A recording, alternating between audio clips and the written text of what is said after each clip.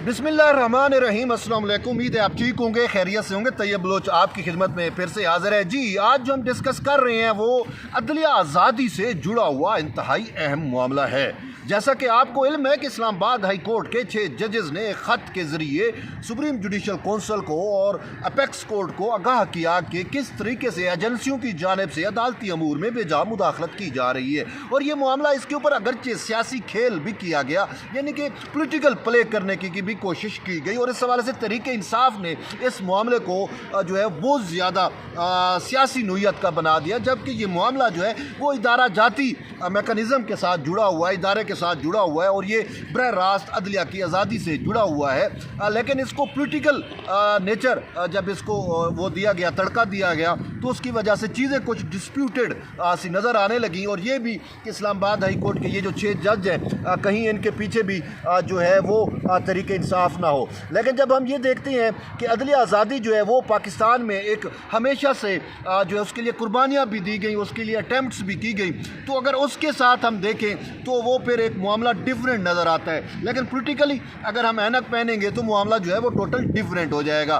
तो हम जब पूरी तरीके से पूरे पाकिस्तान के अंदर पोलराइजेशन है, पोलिटिकल पोलराइजेशन है, तो साफ ज़ाहिर है उसका इम्पैक्ट इस अदलिया पे भी है, उसका इम्पैक्ट इस्लामाबाद हाई कोर्ट पे भी है, उसका इम्पैक्ट सुप्रीम कोर्ट पे भी है, उसका इम्पैक्ट हर जगह पे होगा, हर जजेस पे होगा। कुछ जजेस किस स्कूल ऑफ थाट से तल्लुक़ रखते हैं, कोई जजेस कुछ किस स्कूल ऑफ थाट से तल्लुक़ रखते हैं। तब मुद्दा ये है कि आज इस मामले पर फिर से समाअत हुई। चीफ जस्टिस काजी फैज़ ईसा की सरबराही में सुप्रीम कोर्ट के 6 रुकनी लार्जर बेंच ने इस मामले पर समाअत की। अब इससे पहले भी 7 रुकनी बेंच इस पर समाअत कर चुका था। और उससे पहले अगर हम देखते हैं कि हुकूमत की जानिब से सुप्रीम चीफ जस्टिस के साथ मुशावरत करके एक कमीशन बनाने की भी कोशिश की गई, और वो उस कमीशन से इनकार ख़ुद कर दिया। वो जिसको उन्होंने कमीशन के लिए नामिनेट किया था साबिक़ चीफ जस्टिस सदुक़ हुसैन जिलानी ने।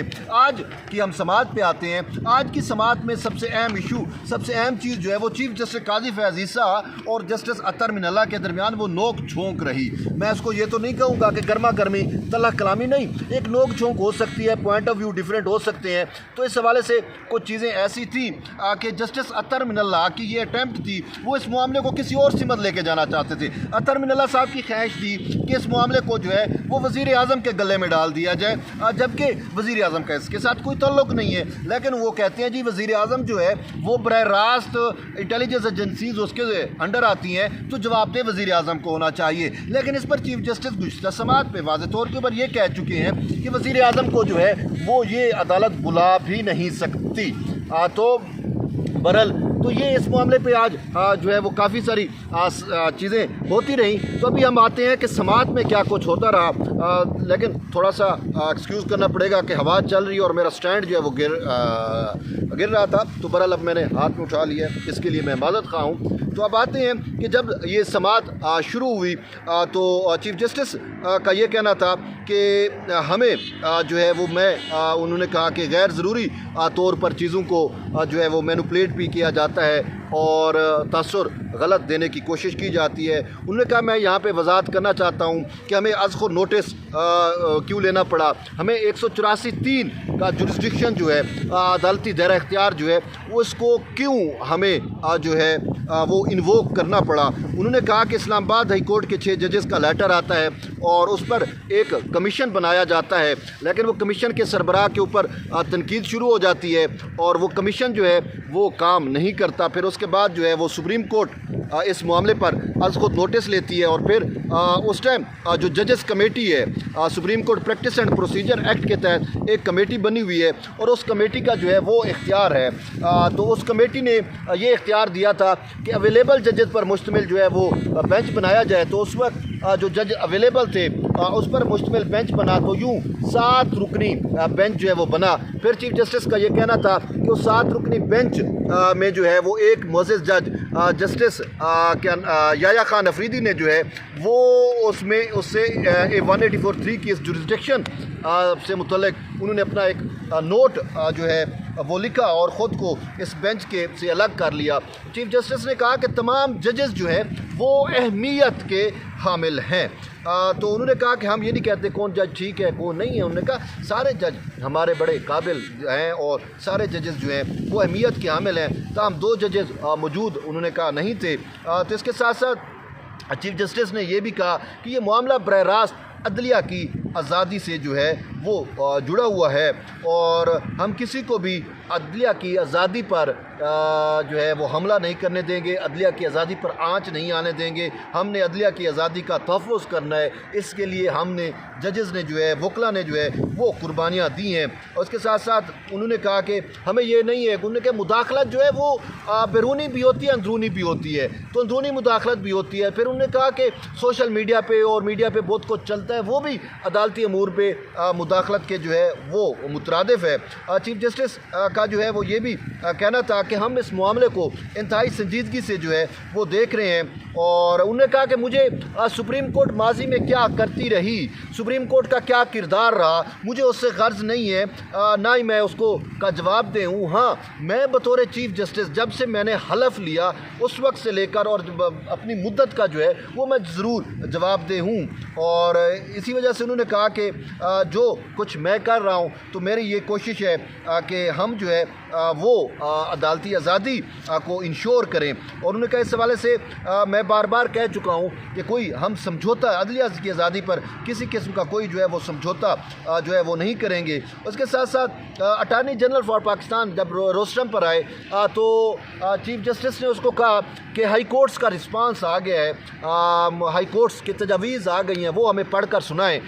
تو جب اٹارنی جنرل پڑھنے لگے تو فوراً جسٹس اطہر من اللہ نے کہا یہ کہا کہ یہ تجاویز تو خود چارج شیٹ ہے. تو چیف جسٹس نے کہا پہلے پڑھ تو لینے دیں, آپ تو پہلے ہی کہہ رہے ہیں, ہم نے تو ابھی دیکھا بھی نہیں ہے. اور واقعی ہائی کورٹس کا رسپانس کسی نے نہیں دیکھا تھا, لیکن جسٹس اطہر من اللہ کو کیسے پتہ چل گیا کہ یہ خود چارج شیٹ ہے. وہ بھائی پہلے پڑھ لیتے اس کے بعد اپنا ریمارکس دے دیتے. تو یوں جسٹس اطہر من اللہ اس معاملے پہ بہت زیادہ جو ہے وہ لتھل ہوئے ہیں اور وہ ان کی اپنی ایک سوچ ہے, اپنا ایک نظریہ ہے. اور خاص کر وہ جو ہے اسلام آباد ہائی کورٹ کے ان 6 ججز کو ہیرو بنانے کی کوشش کر رہے ہیں اور کوشش یہی ہے کہ وہ جو ہے وہ ان کو ہیرو بھی کہتے ہیں. تو بہرحال ایک بات بڑی مزے کی ہوئی, جسٹس اطہر من اللہ نے کہا کہ جی 76 سال سے عدلیہ اور جو ہے وہ اسٹیبلشمنٹ کا گٹھ جوڑ ہے. تو چیف جسٹس نے کہا کہ آپ ایسی بات تو نہ کریں, ہمیں تو اس میں انکلیوڈ نہ کریں,